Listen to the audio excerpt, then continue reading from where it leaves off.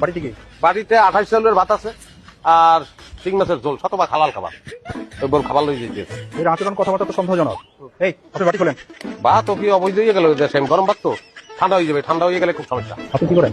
আমি বর্তমানে কিছু করি না, আমার বউ একটা চাকরি করে, আমি বউর চাকরি করি। এই বাড়ি চেক করো ভালো করে, আর তাকে ভালো করে সার্চ করো। বাড়িটা খোলা আমার মনে হয় যে এটা ঠিক হয়ে গেছে।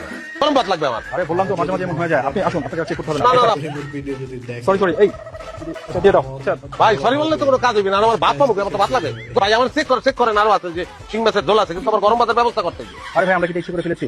আপনি একটু ম্যানেজ করে নেন, আমরা এখন কাজ আছে। একটু হেডি প্রেসার ফেলে দিচ্ছে। আরে ভাই আশেপাশে কোনো হোটেল নেই যে আপনাকে আমি গরম ভাত কিনে দিব? অবশ্যই আছে, ওই মোড়েই হোটেল আছে। আমার বউরে তো চেনেন না, তার কিন্তু অনেক রাগ। এই গরম ভাত আমার লইয়ে যেতে হবে, গরম ভাতের ব্যবস্থা আপনারা করিয়ে দেবেন। কিভাবে করবেন আমি জানি না।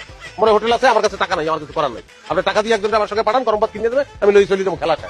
কি হ্যাঁ পাই কি না পাই, না পাইলে আর এক হোটেলে যাবো আমরা, সমস্যা কি? অদ্ভুত লোক রে বাবা।